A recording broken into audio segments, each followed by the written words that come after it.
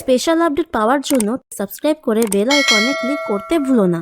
রাহি সবার সামনে বলে রাহুলকে যে ইললিগাল সাবস্টেন্স দিয়েছিল সেই রাহুলের ড্রেসিং রুমে গিয়ে বোতলটা চেঞ্জ করে দিয়েছিল। ড্রেসিং রুম থেকে বেরোনোর সময় আমি এই ঘড়িটা পেয়েছি। আর ভিক্টরকে বলে তোমার তো চশমাটাও ভেঙে গেছে, মনে পড়ছে? এই সমস্ত কিছু যে ভিক্টরের প্ল্যান। রাহি এই কথা সবার সামনে বলে দিয়ে ভিক্টরকে দোষারোপ করতে থাকে। এমনকি রাধিকাও ভিক্টরকে বিশ্বাস করে না আর বলতে থাকে যে ওকে এক্ষুনি পুলিশে দেয়া হোক।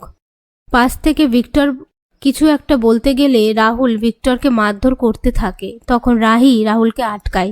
এরই মধ্যে একজন এসে ভিক্টরের হাতে পার্সেল দিয়ে চলে যায়। রাজীব বলে এতে কি আছে? ভিক্টর বলে আমার ঘড়িটা রিপেয়ার করতে দিয়েছিলাম, সেটাই এলো। রাজীব বলে দেখি ইনভয়েসটা।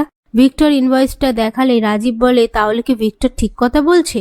পাশ থেকে রাহি ইনভয়েসটা দেখে বলে এটা তো ফেকও হতে পারে। তখন কনক বলে তুমি আর একটাও কথা বলবে না, তুমি এখনো কথা বলে যাবে? রাহুল বলে প্লিজ রাহি, প্রমাণ ছাড়া আর কোনো কিছু বলো না।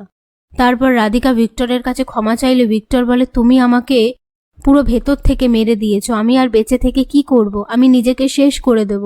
এই বলে ছুরি দিয়ে নিজেকে শেষ করতে গেলে সবাই মিলে ভিক্টরকে আটকায় আর মিমো ভিক্টরের থেকে কায়দা করে ছুরিটা নিয়ে নেয়।